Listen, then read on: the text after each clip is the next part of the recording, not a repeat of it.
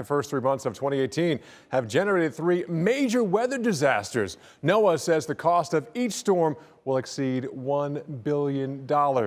Let's talk weather and your wallet with Paul Walsh. He's our meteorologist and business and weather expert. And Paul, good morning to you on this Sunday. Let's talk about this. So far, we're, 3 months in, and $3 billion storms in the last 3 months. Sounds like a lot. So how does this compare to, say, this time last year?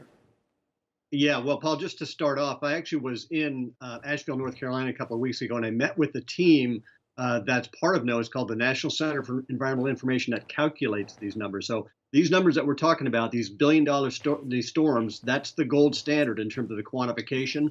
And as you noted, so far we've had 3, but in reality, compared to last year, we're only about a half of where we were last year. Last year, of course, was a record year. So far we're lagging behind. But part of it is that it's this sort of late start to spring where we're still seeing sort of winter type weather impacting the economy. Now, Paul, as we work our way into 2018, can we expect it to be a quieter weather year than 2017? The short answer, Alex, is no. I just heard Carl saying it looks like we're going to be getting into some more severe weather by the end of this week, and that's really what has the biggest impact during the spring is those tornadoes and really hailstorms, which has a huge impact on the economy, and we'll be seeing those ramp up. So there's no saying that we're going to have a quieter year this year from an economic perspective because we're starting the year relatively slow. Okay, Paul, we're barely into April here, but we got January, February, March. Which month really hit people the hardest?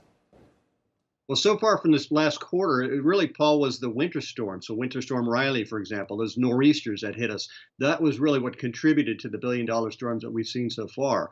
And of course, eventually now we're going to get back into spring weather, and we're going to start to see the more traditional sort of high-impact storms hit us, which are, as I mentioned before, severe weather, hail, tornado, high winds, all of those kind of things are still sort of ready to sort of pounce on us. All right, Paul Walsh there in Downingtown, Pennsylvania this morning. We always appreciate chatting with you. I always learn quite a bit here when it comes to the weather and business. Yeah, last year, $16 billion disasters. Hopefully we don't get anywhere next to last year.